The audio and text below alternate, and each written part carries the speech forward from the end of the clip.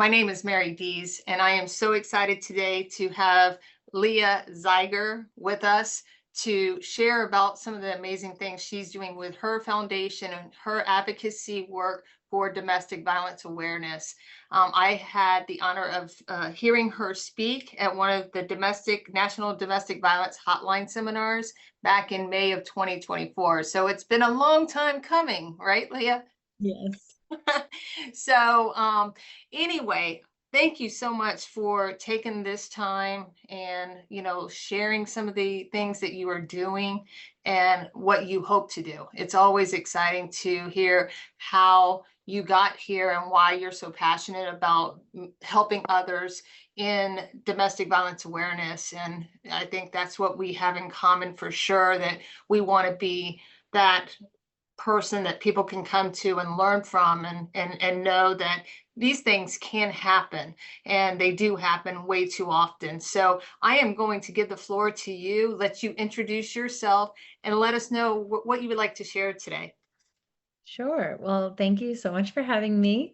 As you said, my name is Leah Zeiger, and I'm the founder of the Sunflower Project, which is a nonprofit based in Los Angeles that uses art making, and art sharing to educate young people about healthy and abusive relationships, and also to empower survivors to tell their stories. And I feel really passionate about the role of the arts in both the education and the healing space. I grew up dancing and I'm a choreographer as well. And all of my professional choreography has to do with my identity as a survivor because I can't really separate that identity from anything else in my life. It's just ingrained in who I am. And it's become something that I feel has actually given me many gifts, both in the arts space and just in my life in general. And so I'm able to find some celebration and some joy in my survivorship through the arts, specifically through dancing. I work a lot with survivors in a somatic movement practice called the body memory method. And that came from both my survivorship and my choreographic training. So I think that they're really overlapped and intertwined. And I could talk for hours about the power of art making and art sharing when it comes to education and healing in regards to relationship violence and domestic violence. Wow. So was this something that you were interested in doing before you became a survivor? Is this something that you brought together after, your story? I started dancing when I was 3. My parents put me in ballet class. I think I asked to join ballet class. I don't know. I don't think they just put me in there, but I was in a studio and I was little teeny tiny doing ballet and tap and hip hop. And I danced through high school, and then in high school, I was part of a program at my school where we were really encouraged to start choreographing as well. I owe a lot to my dance mentor, Maria Del Bagno, who's a choreographer in LA and director here. And she was my teacher in high school. And her uh, community that she formed there was the exact thing I needed when I became a survivor. I became a survivor when I was 15 and 16, and I was in an abusive relationship in high school. My boyfriend was a couple years older. He went to our rival high school, and we dated for almost a year. And then after I did actually manage to break up with him, he started stalking me and breaking into my home and Oh, threatening the safety of myself and my family. And we really didn't think that we should take it seriously. My family included, my parents included in that, didn't think that this was a true threat until we did manage to get a restraining order, or like a preliminary restraining order, something like that.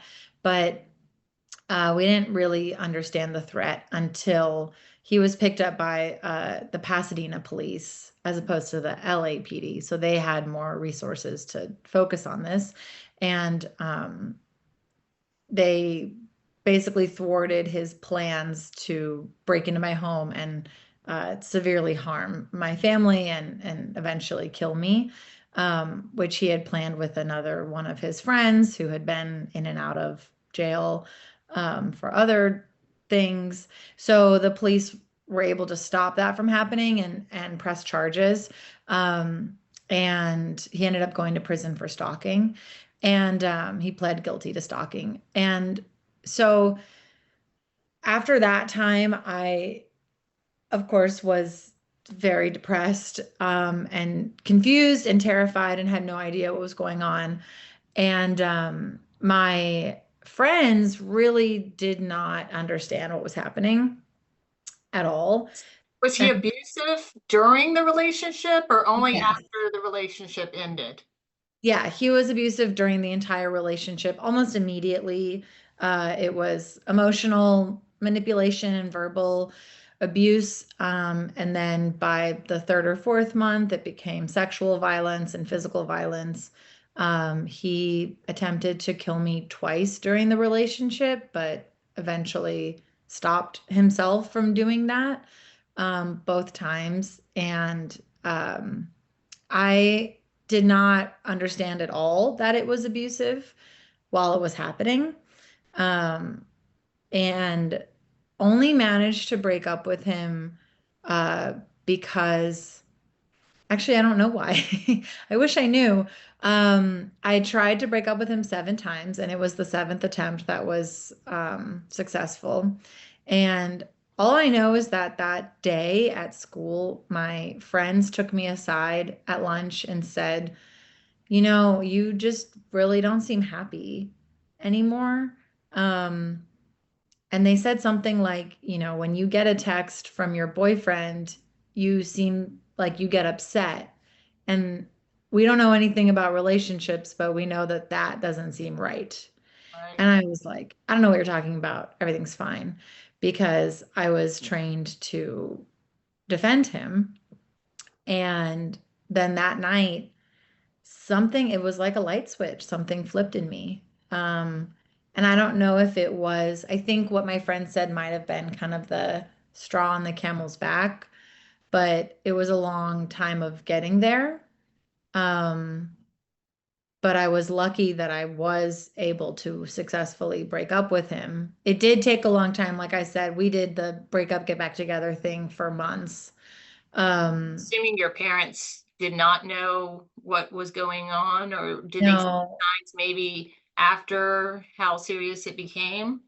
yeah, I mean, I think that what they saw was, um,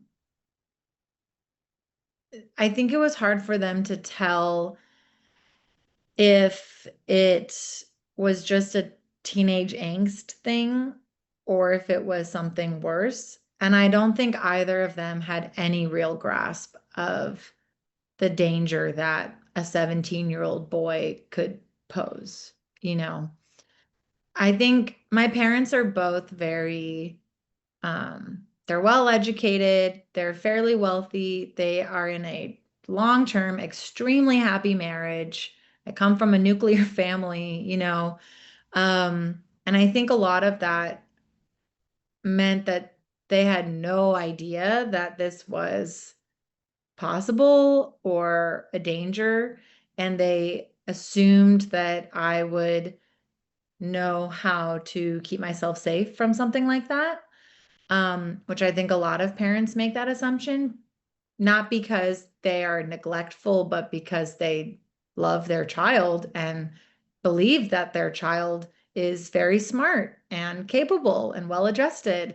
I was, you know, a straight A student. I was captain of the cheerleading team. I mean, it was like the typical girl in the movie who's like got it all together.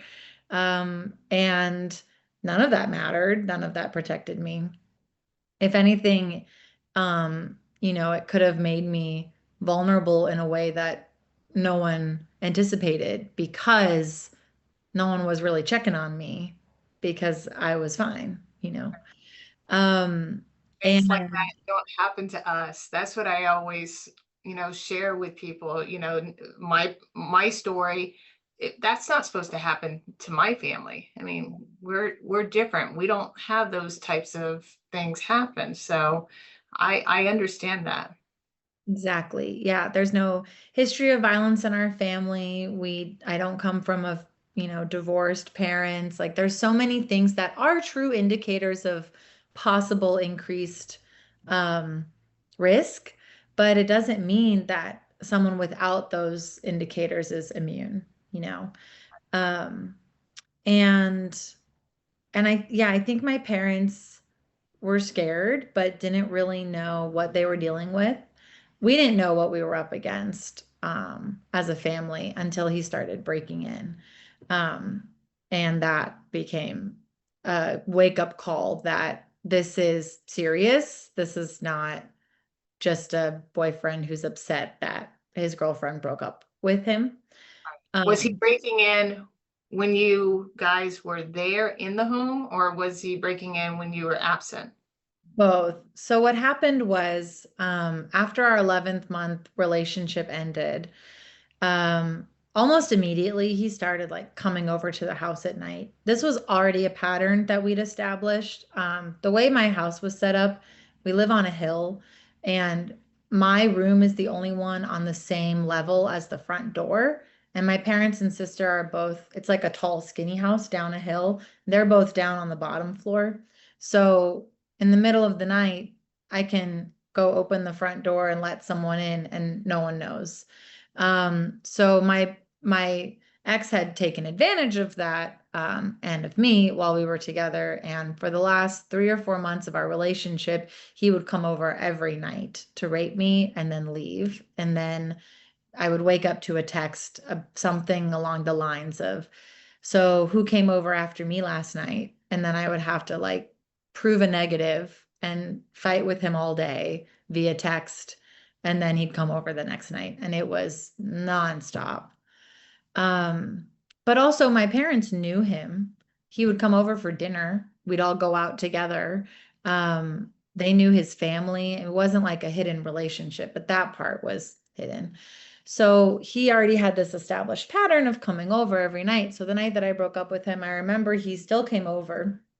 Um, but I didn't let him in.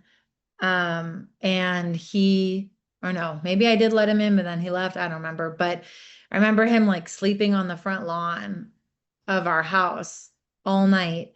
And I woke up early. I went to cheer practice at 6 a.m. So I was up before everyone and I was like, "You got to get out of here. My family's going to see you." And he left.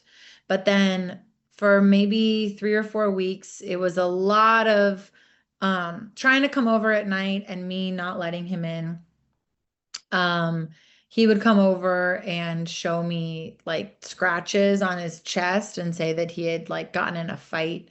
Um, or he would tell me that he was going to kill himself. And he was constantly bombarding me with text messages, phone calls, voicemails. He was making fake Facebook accounts and messaging me from those, either just saying that it was him or pretending to be like his cousin or his friend or someone from school. And he, so yeah, after like 3 or 4 weeks of that, he started stalking me physically. So he was showing up at places, that he would know I would be. He went to the basketball game that I was cheering at. That was between our two schools, but he had graduated. He went to a couple of the other games. He would just show up where he knew I would be, and wouldn't even say anything to me, but just would be there and make sure that I saw him. And then there was one night when maybe 6 weeks after I broke up with him, I I remember I went to cheer practice that morning and there was like this slew of text messages from him by the time cheer practice was over from like 6 to 7:30. By 7:30, it was like a bombardment of messages. And They were all over the place, but I remember the first time one of his messages of saying that he was going to kill himself, I actually like believed him. So I showed my cheer coach those messages. And I was like, what do I do about this? Because I'm worried that he's going to hurt himself. And she was like, if he chooses to hurt himself, it's not your fault. Correct. And also, what is this other weird text? And the one she was referring to was a text that he said that referenced, like, he said something like, I know about the Civil War. And what he was referencing was an entry in my journal that I had written about, and I remember I wrote something like saying, it's like he's fighting a civil war in his own self, that he's sometimes one way and sometimes another. And Oh, I thought, oh, he's just referencing my journal. And then I was thinking, when did I write that? Did I write that before we broke up or did I write that after? And I couldn't remember. And so it's just in the back of my head. I go to math class and my friend is like, Leah, what were all those super weird text messages you sent me last night? And I was like, I don't know what you're talking about.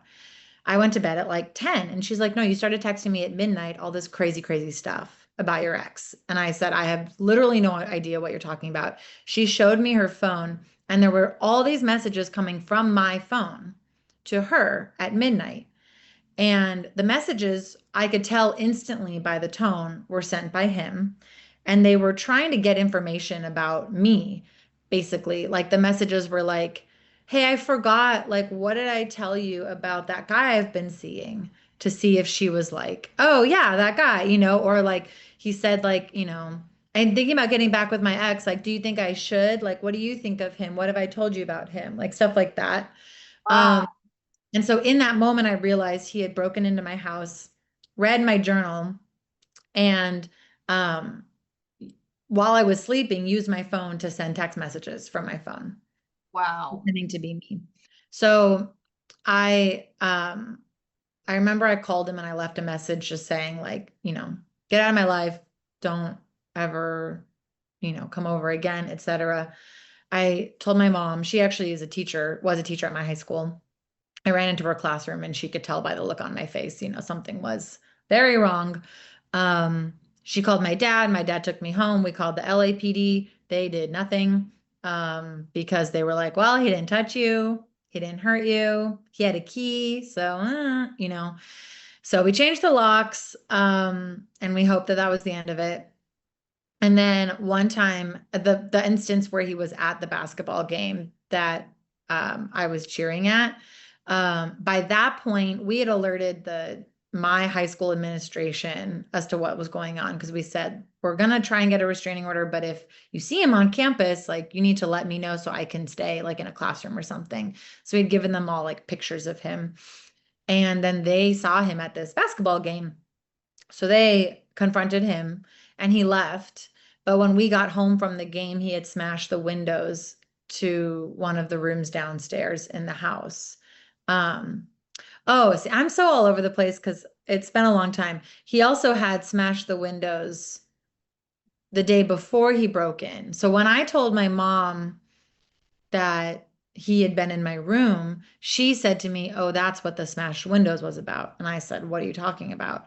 And I guess they had found smashed windows in our like laundry room the day before. And they thought it was an animal trying to get the cat food, which was down there, but clearly it was not. So then he came back and he smashed those windows again that next week. Um, and the tech abuse continued. He kept harassing me, calling me, leaving threatening voicemails, sending these messages on Facebook, like on and on and on. And that's when we started to go through the process of getting a restraining order, which didn't really get anywhere, but it at least put my name and his associated in whatever database the police were using so that when the Pasadena police picked him up, they were able to call me and contact me and call my dad they talked to because I was a minor.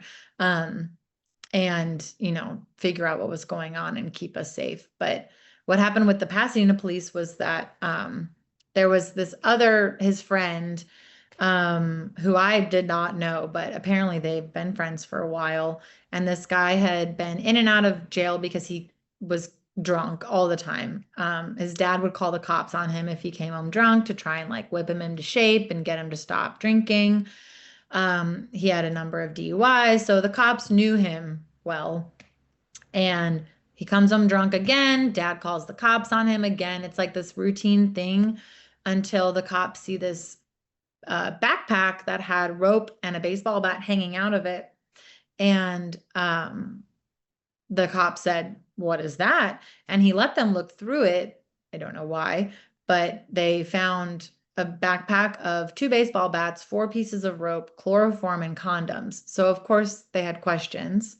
Um, they got a warrant to search through his phone, in which they saw text messages between him and my ex, where they shared pictures of my house, pictures of me, my sister, and my parents, and explicitly laid out the details of what they wanted to do, which was to take out my dad with the bat and the chloroform, tie up my mom and my sister, and then rape me and kill me. They were working on getting a gun, which they did not have yet.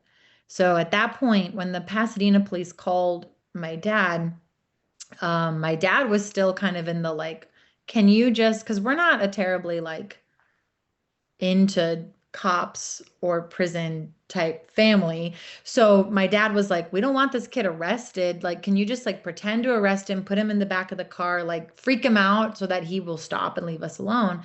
And the cop said, no, no, no. You don't know what they were planning. Like, we are going to arrest him. We're going to charge him. You don't have to be part of it, but this is criminal activity, you know? So then he explained to my dad what it was. And they charged him. The accomplice was charged with like accomplice to attempt to break and enter or something like that. He got, I don't know, community service, parole, something like that. He didn't go to jail. But my ex was charged with like 8 different felonies. And uh, breaking and entering, attempt to break and enter, or conspiracy to break and enter, criminal threat, stalking, all kinds of stuff. At the time, stalking was a strike in California when they had a three-strike rule. So stalking was, held the highest weight of charge. So after a trial in which I testified for like 2.5 hours with him sitting, 10 feet away from me, he ended up pleading guilty to stalking so that he could have a plea deal. The deal was 2 years in prison. He served one and was let out after that one. So he did go to prison, which is rare for It is. situations like that. But none of the charges had to do with what happened during the relationship. It was all afterwards. Um, but even so, for there to be criminal charges is extremely rare. And the restraining order, he knew about that. He knew that the teachers, the coaches, the parents, everyone was aware of the actions that he was causing you, and he still was not deterred. That Yeah. and to bring along the friend and develop a plan for, something horrific. And 1 year in prison, he's a risk if he's back out on the street. Yeah.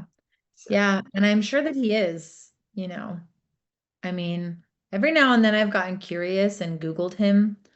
Um, and I haven't seen much. I've always kind of worried that one day I'll Google him and I'll see that he's like murdered someone, or isn't back in prison. He has kind of a generic name, so it is a little difficult to find him sometimes, but um, he has a felony on his record, so that definitely makes his life a little harder. But yeah, I don't know. I don't think I've heard from him. One time I got a weird Facebook message, but I don't think it was him in the end. But so I don't think I've heard from him since, which I'm grateful for, but I also have a worry in the back of my mind that it's just because he's busy torturing someone else. right.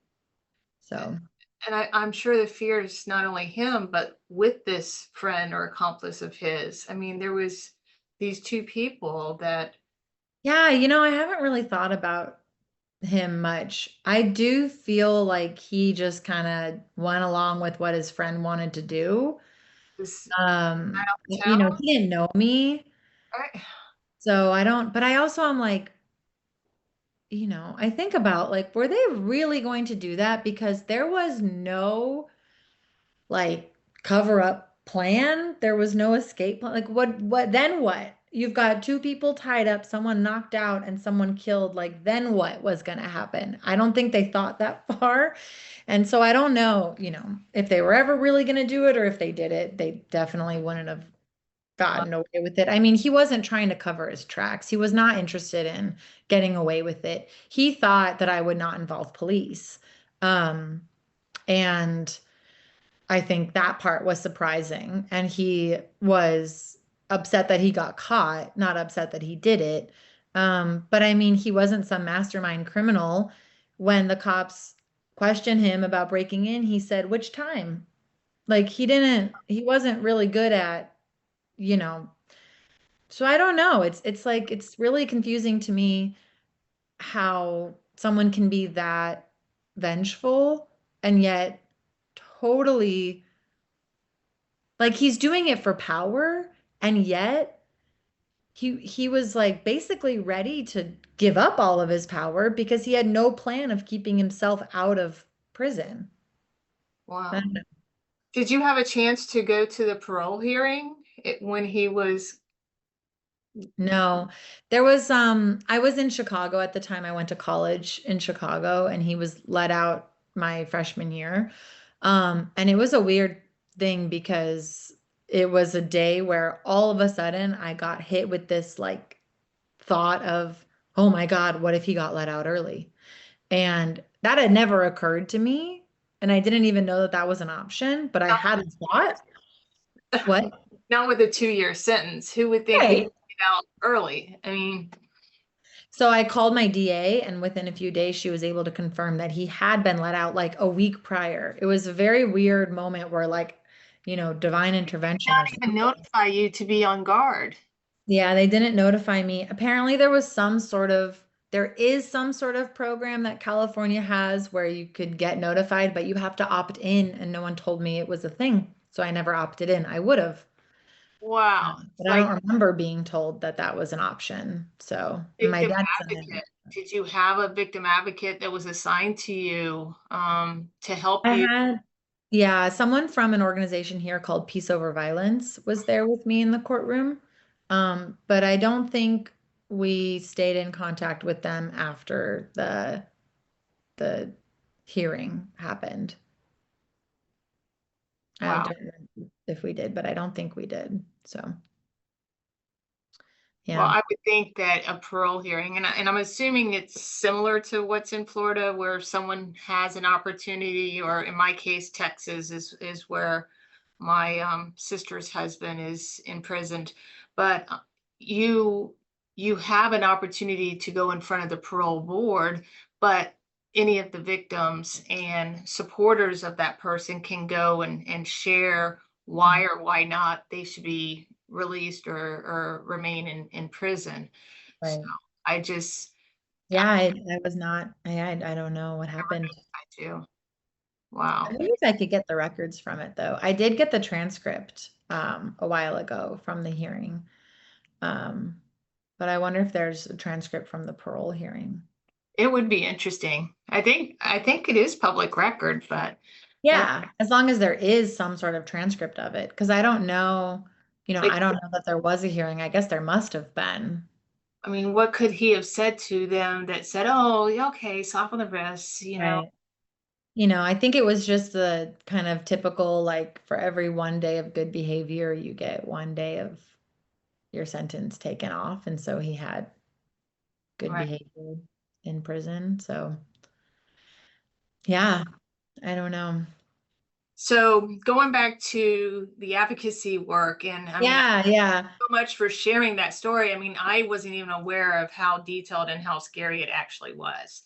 So, I Yeah, mean, I am it was so very grateful that painful. you and your family are all safe, and that you're able to make sure others are aware that you things like this can happen. And, the nice boy next door or the nice girl next door can be, someone that's not mentally stable. So we all need to be on guard. But Yeah. And there's so many red flags that were so obvious if I had just known they were red flags, you know? I remember the two that are really clear to me is jealousy and isolation. I remember clearly having a conversation with my friends who were also 15-year-old girls, and we very much believed that jealousy was a sign of love and that it was cute. You know, how cute that he wants to look through your phone. He couldn't bear the thought of you being with anyone else. He loves you so much. And if he doesn't, does he really love you? You know, like we thought that. right, And there was also kind of a cuteness associated with like, oh, he wants you all to himself. He wants to hang out with you every single day. He doesn't want to hang out with a big group of people. He wants just you all to himself. How cute, right? And like, you know, there's a there's plenty of that happens healthily in relationships, right? I would obviously be upset if my boyfriend now cheated on me, and I love spending one-on-one time with him, but that is not the same, you know? Um, and it's so easy to not know that those are different if you are entirely unaware and uneducated about it. And it should not be up to 15-year-old girls to keep themselves safe, or right, boys, or anyone. You know, it's up to the adults. right. And my parents, I love them to death. They're fantastic parents, are the perfect parents for me. I could hang out with them every day for the rest of my life. We have a great relationship. But they didn't know that they needed to have those conversations with me. They didn't know that simply showing me a healthy relationship via their marriage was not enough to protect me, you know. It certainly has guided me in my journey as an adult, as a survivor of what kind of love I want to look for, but it wasn't a shield against abuse, which is I think what a lot of people think because Right. they know that, you know, my parents understood like cycle of abuse and that it's typical for, you know, those kinds of patterns to recreate itself, but they thought subconsciously, well, if the pattern isn't existing in the first place, it won't happen, you know, which is just not true. Um, How but have they changed on their views now? And especially your mom being a teacher, if she's still teaching, now she's a resource for, you know, girls that may be experiencing something similar, or a safe person to come to, and or for her to even recognize those red flags. yeah, I mean, they certainly know a lot more now. We all do. And my mom, she just retired last year, but she really became a presence on campus that was, you know, one of those teachers that you could go to, like you said, very understanding. I missed a lot of school my junior year because of my depression, and only graduated because I basically like had like had to take like a medical leave of absence so that it could all be excused. And so she has shared with me that she's become so much more understanding of the nuance of like chronic absenteeism with her students because you really just never know, you know, what's going on. And my teachers could have easily said, Leah's never here. She's not in class. She's failing, you know, and they were kind enough to just hear the next sentence so that I could get to, you know, what was going on. And I was lucky that my mom could be an advocate for me on campus because she knew all of my teachers because they were her coworkers. So they, you know, I was able to create like a plan basically with them. And so she, I think, really that opened her eyes to, you know, not just assuming that if a kid's never there, it's because they don't want to be there, because that's mostly not the case.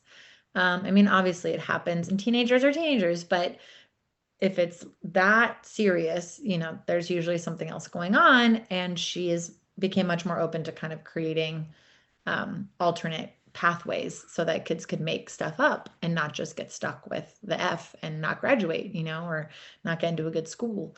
Um, so that certainly changed. I mean, it changed our relationship.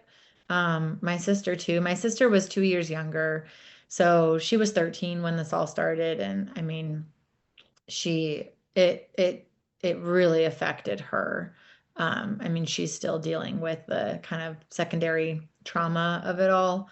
Um, and we had to go through a lot when I became vocal about what had happened, and she wasn't ready to do that. So she was very, I think, threatened or like unmoored by the fact that I was jumping into advocacy, because she was like, but what about, like, that outs me as like the sister of a survivor, and that was really scary for her. She was still really young. So, she's come a long way since then. And we've, come together on a lot of it. And she's helped me with Sunflower Project things as well. But, um, going back to the original question you asked me, which is about, when did I start like dancing, and how did that come into play? Um, in high school, when this was all happening, like I said, I had this great dance teacher, Maria Del Bagno, and she was one of the first adults I told about all of this happening. My cheer coach and her, were like, because I was closest to them on campus. Um, and she taught me how to put it into my dance. And the experience of choreographing what I went through was revolutionary to me, because it was the first time that I told my story publicly through dance. And the reaction I got was not, "You're being dramatic. That didn't really happen. What about what he says? I don't think he would do that. That seems outlandish, blah, blah, blah," which is all stuff that my friends had been saying. The response was, "That was really beautiful. It really moved me. I felt something. I loved it." And to share your survivor story and for someone to say, "I loved it," like, you know, incredible. And I used the thing that was abused, my body, to Right. tell the story and to make something beautiful, like something that someone enjoyed. It was so, um, yeah, just really revolutionary to me. It changed my whole perspective on dance. I already wanted to be a dancer. I tore my ACL my sophomore year, and I couldn't dance for 9 months. And I hated that so much that that's when I decided I was going to be a dancer, because I hated not dancing. But then this happened, and I said, "Oh, I need to be a choreographer, not just dancer. Like, I want to make the dance." And that totally changed the trajectory of my life, my career, my healing, everything. I went to college for dance, and I started the Sunflower Project while I was in school, because it felt to me like the most obvious thing for me to do with my survivor story was tell it through my art and use my body to create something beautiful to reclaim.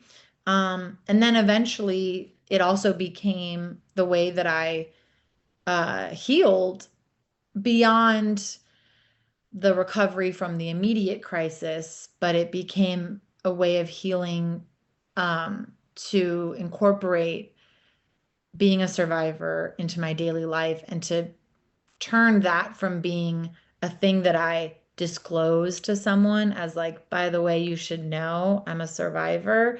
And it became, "I'm a survivor," like totally different way of it being part of my identity. And my dance practice taught me forgiveness, it taught me empathy, it taught me curiosity, and those things affected my healing. And, it's all intertwined, but they've always, the modality of movement and dancing and healing have just always been braided together for me. So it was the obvious thing to do for me. It was the only option, really, I think, that I had. Sounds beautiful. And the fact that, those days of depression and missing class, you're not doing anymore. You're living life, and you're being part of, awareness. And that's, that's kind of, a lot of people ask me, why do you like talking about your sister so much? Because I love my sister, and she's always going to be my sister. She may not be here, but I want to share her story. She's not here to share her story, and I love to share her story because I know she's going to make a difference. Just like from May of 2024, I knew from then that you were going to make a difference, a huge difference in giving people opportunities to, know who you are and know how you're surviving right now, daily, and that you're looking forward to tomorrow. You're not looking at the past and letting it hold you back. So I'm so excited to have had, an opportunity to talk about this with you. So can we share the upcoming Yeah. opportunity that you have? I think in Missouri, right? Kansas City. Yep. Yeah. Kansas City. Yeah. Yes, the National Domestic Violence Hotline, the big conference that they do in October. You were actually one of the speakers. Yeah. I'll be presenting a workshop. Okay. And it's about forgiveness. I think I don't have the title memorized, but it's something like finding forgiveness, how my body taught me the powers of empathy, curiosity, and forgiveness, something like that. Um, and I'm still working on it, but the workshop is exploring the concept of forgiveness and how that might play into a survivor's journey. And it also explores the body memory method, which is the somatic movement method that I practice myself and with survivors. It's something I developed over the course of a few years when I was reaching back out to and interviewing my ex friends from high school who all didn't believe me while it was all happening and bullied me during high school. Um, and many, many years later, I found forgiveness, which sparked curiosity, which sparked empathy, which allowed me to approach these people in a judgment-free way, solely out of curiosity of what was it like for you? What happened with you? Here's what happened with me. And that process changed my body, which then informed the body memory method.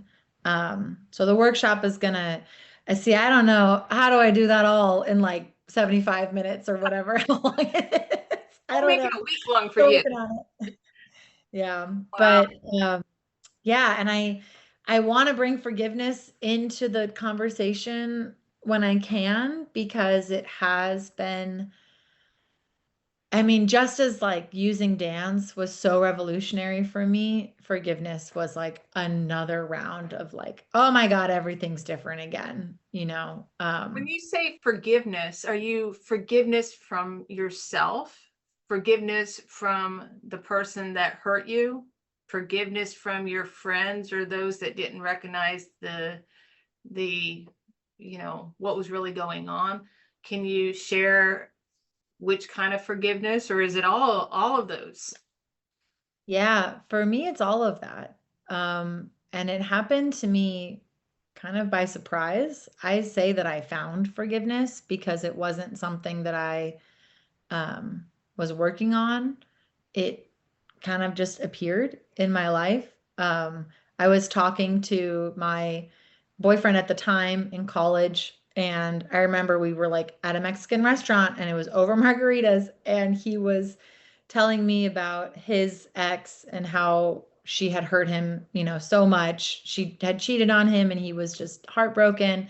So he said something along the lines of, I'll never forgive her for that. That really was awful.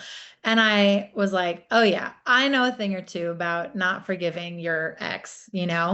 Um, and in that moment, I reached for this, I say like I reached for this familiar place of anger and resentment and like righteousness about it all. And I came up empty. And I was like, what happened to all of that emotion? Where did all of that go? Um, and then I reached again to try and find it. and I found forgiveness. Like in an instant, I was like, Over oh, margarita. over margaritas. I said, oh, I think I forgave them. And he was like, what are you talking about? We're talking about being angry. And I said, I don't know. I think maybe I forgave them. And I was like, nah, that didn't happen. Never mind. I don't know. But it changed something because I noticed that um, I changed the way I talked about what happened. Um, it changed the way that, especially, I talked about my friends. I went from saying, yeah, and then my friends just were catty and evil and mean for no reason. They started bullying me, and I don't know why. And they made my life even more miserable than it was, blah, blah, blah. And I started giving them a little bit of context and humanity in the story. And I said, they were also really scared and they did not really understand what was happening at all. And they felt like they were losing their friend because I was suddenly extremely depressed and not going to school. And they lashed out because they had no other way of dealing with it. Um, and like, it's not that I'm allowing what they did or saying that what they did was okay, but I'm considering their humanity. They're no longer like just the big bad wolf. And I'm not anymore this totally perfect, victimized, and without agency character in the story. Something about giving them humanity makes me feel like less of a random victim. Right. Um, and I don't really know how to explain that other than just say that that's what happened. That's how it feels. Um, and because I suddenly found this new way of telling them, I started getting curious about what they remembered. One of them had reached out to me at some point years before I found forgiveness and said, oh my God, hey, how are you? I miss you. I can't believe that we lost touch after high school. Like, we should catch up. What's up? And I was like, what? What do you mean? Like, we're not friends? And she was like, oh, what do you mean? Like, she acted like she wasn't there for the last 2 years of high school. And I was like, how is this happening? And I totally just, dismissed it. But then after finding forgiveness, I was like, is it possible that she has an entirely different memory of this than I do? Like, how else would that explain what she said? And forgiveness gave me the space to consider that possibility and to get curious about it. Um, and the way that it changed my body is that as a, as someone, while I was in the relationship and in the couple of years right afterwards, anytime my ex would say something abusive or cruel or would hurt me or threaten me or anything constantly, I was feeling what I call the shiver. It feels like a shiver of like electricity, and it goes from the back of my throat down to my gut. And I mean, it was nonstop for a long time. And then when afterwards, when I would have flashbacks or if someone would say something that would remind me of him, I would get that feeling. And it was a really clear, visceral sensation. And it caused, I believe, these keloid scars that I have on my chest. There's nothing that has happened from externally to this area on my chest, which normally a keloid scar comes from like some sort of abrasion, a cut, a piercing, whatever. Nothing there. I have other piercings. There is no keloids that show up. There's no keloids in my family. Keloids are much more common in Black people because it has to do with the amount of melanin in your skin. And obviously, I do not have an excessive amount of melanin in my skin. And yet, they are here. No other explanation other than, well, they just happened, which is what the dermatologist told me. But I believe that a keloid, being an inside out scar, is caused by this shiver. And after I found forgiveness, the shiver went away. I even tried to like conjure it to see if I could feel it again, and I can't. Wow. It's gone. And my keloids, while they're still here, they've stopped growing. They were growing pretty consistently, and they stopped growing. So this is as big as they are going to get, hopefully. I mean, and that is like, to me, so obvious that forgiveness was the letting go of that shiver. It was the letting go of my responsibility to feel that re-traumatized feeling every time I thought about it or talked about it. And now it's allowed me as an advocate to tell my story, and I'm okay. I don't feel re-traumatized. I can tell it in a way. I don't think it's a desensitization, but it's more just an incorporation of it into my life. And it doesn't affect me in a way that I, need to like recover. Whereas when I started my journey as an activist, I did need to recover every time I would, and prepare. Like it's hard, it's very scary, and it can be re-traumatizing. But at this point, post forgiveness, it's so much, it's so well embodied and like metabolized in my body that it doesn't feel like this assault on me every single time, and that physical reaction is no longer occurring. Um, so that to me was my indicator that I need to look within my body, because clearly my body worked towards and essentially delivered forgiveness to me, because it knew that that is what it needed.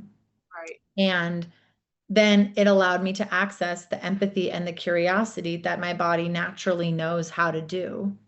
And from there, I developed the body memory method.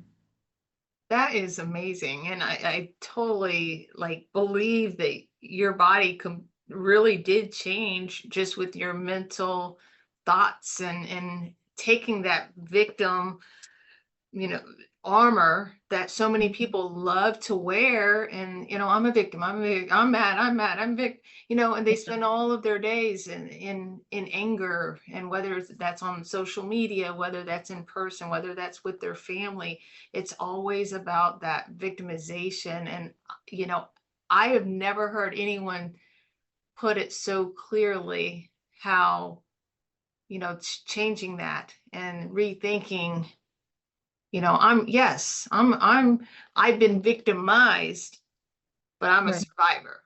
Yeah. That armor of victimization, I no longer need, because I'm open and healing through this journey and at the point of taking other people along with me versus staying angry and staying mad and staying in that pain of what your past has done. So I was excited when I first heard you in 2024. I think that is amazing. And that right there is what the story is for your seminar. And Yeah. Yeah. that's Yeah. And, I think it plays into prevention too, because I don't think that, like you said, this victim armor, it serves a purpose for a time. And we do need that kind of protection, and we have every right to be angry. Um, but the problem is it's polarizing and it dehumanizes the harmer, and it, which is something that the harmer does to us, is dehumanize. yes, And so just spitting that back out at first feels fantastic and can be useful. But if we're thinking long term societal change, dehumanizing abusers will not stop them from abusing. It's probably going to encourage more abuse, yes. because they are then coming from a place of, I've been dehumanized, I have no power, I must take where I can. And I think that it plays a part in like the extreme backlash that we've seen to things like the Me Too movement, because it, like I said, it polarizes victim and perpetrator, right? And it doesn't understand that both are human beings, whole human beings, and there is no solution that only deals with one. It must deal with both.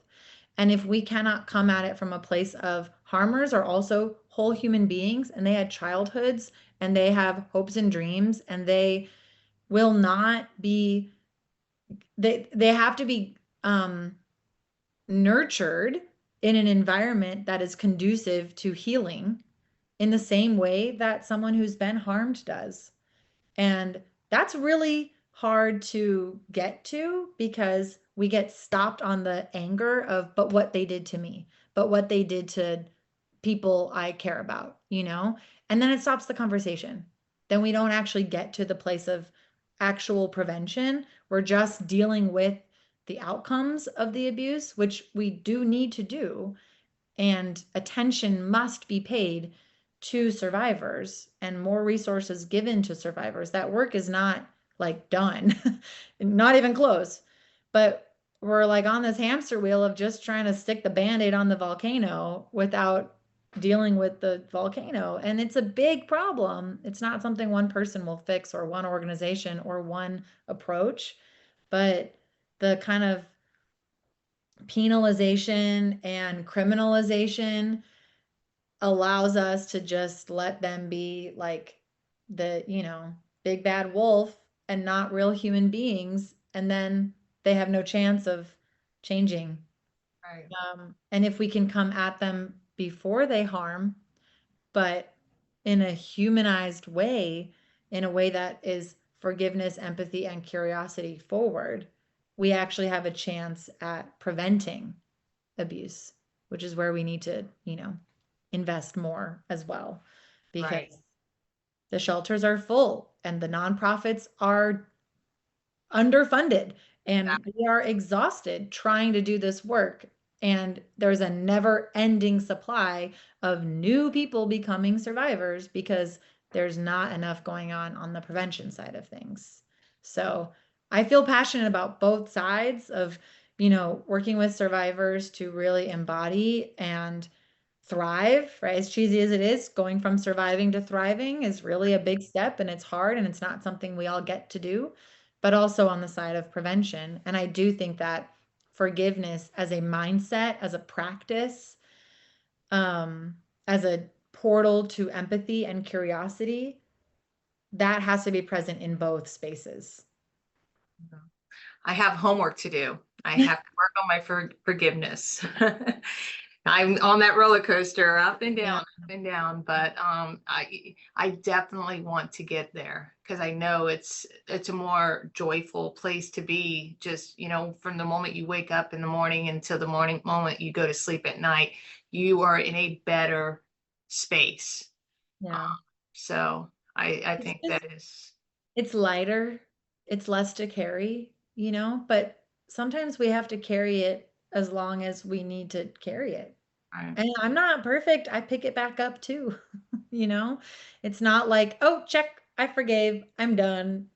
There's none of that happening. But, you know, I don't, I don't think it's something that we can just like force, right? Like the act of just considering forgiveness as an option could be enough.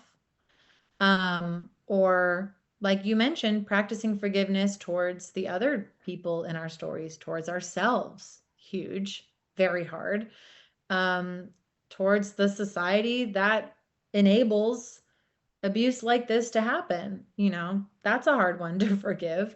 There's other outlets in a way for forgiveness, but just a reframing of forgiveness being like, well, he doesn't deserve that. It's not for him at all. It does not affect him in the least. He has Right. no idea. And even if I told him, it doesn't matter, it's me. Forgiveness is me releasing what he forced me to carry, not me letting him off the hook, you Right. know. Because also, it's not up to me to hold him accountable. So how could I let him off the hook if I'm not the one holding him accountable?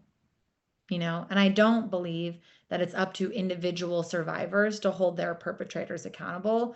That's a huge burden that is misplaced. And we think that holding on to our anger and withholding forgiveness is somehow holding our abusers accountable, but it's not because A, that's not our job, and B, it doesn't affect them, and C, it's punishing us. It's forcing us to carry more than we deserve. It's about what we deserve. Forgiveness gets a bad rep, and I wish that we had more nuanced language to talk about it because I really do think that, me forgiving the driver that cut me off is an entirely different experience than me forgiving an abuser, but yet it's the same word. So I wish we had a more nuanced language for it because it's really layered and complex. Yes, you're definitely going to have a hard time getting that forgiveness in a 50 minute, 50 minutes. How am I supposed to do it? I don't know. I don't know because I I've, could I've really, written and rewritten it all, and I think I'm just gonna go and be like, what? yeah, Okay. I see a Well, book in your near future. I think uh, I've that thought about it. I think it it'll happen eventually. Yeah. a great subject and something that I think a lot of us in this space overlook because we don't want to, people don't want to forgive the bad guy, they, especially the ones like myself that, did lose a person due to domestic homicide, you know, it's that person is never coming back, whether I forgive or we forgive them or not. And I still deep down in my heart and mind, I really still want to find some way to forgive my brother-in-law because I have to release that. And when I hear you speak, I keep thinking I can do this, I can do this. And I think you have a message that is very positive and clear and putting the path on how to get there, figure that out. Like, okay, well, Mary, you want to do that, you're not going to be able to do it all today, but let's Right. take the steps to get there. So I applaud you for everything you're doing and for your advocacy work and for sharing your story. And I hope you'll come back and talk about after you speak at the convention. That would be wonderful. Yeah, Um, I'd love to. things that you learned or were able to share, or you know, and then also, any of the dance pieces I would love to include on the take here so someone can look at the actual dance, or what it looks like, what you're saying, that movement, that ability to take that pain and show it in a beautiful artistic way. I think that would be great if you're able to do that. So Absolutely. Yeah, I would love to share. is there anything else that you would like to share on this first time? Because I hope you'll come back and speak to us again. Is there anything else that you would, like to share as we close out? I think just that, um, especially, if there's an audience of survivors listening to this that feels very perhaps frustrated by the thought of forgiveness, that Um, I don't think that forgiveness is the only way, that you have to do it. I'm not prescribing it to everyone, but I do think that I compare it to, there's a Buddhist saying about meditation that it loosens the soil of the mind. And I think about that a lot. That I think forgiveness loosens the soil of the heart. It doesn't mean that you have to, even just considering forgiveness, just asking yourself or your body, what would it be like if I forgave? What would anything different? Nothing, everything, just having that imaginative exercise, considering the possibility. It doesn't mean you have to do it or believe it or practice it every day or whatever, or say that you forgive. Like there's none of that required, right? Um, but just loosening the soil a little bit because nothing can grow in soil that is compact and hard and rigid and stuck in place, right?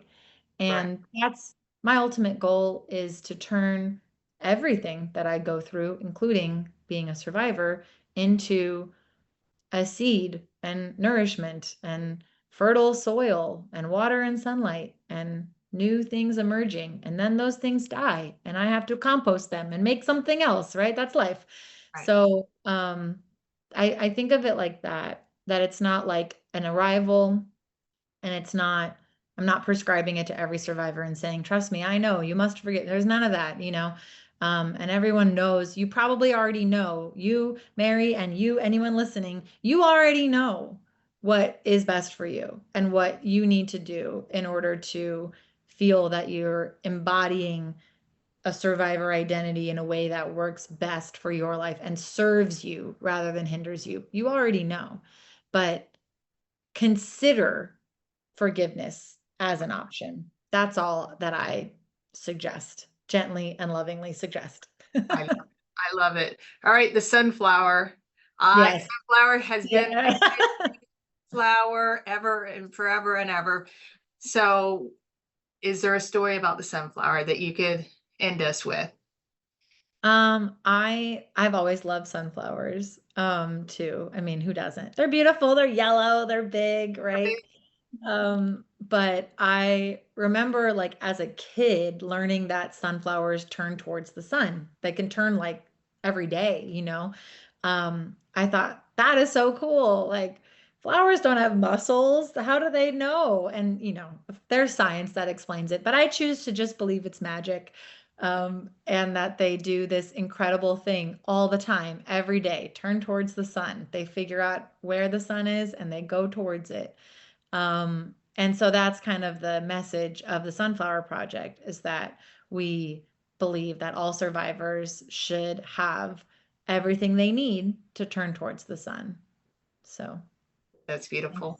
Sunflower Love Project. sunflowers.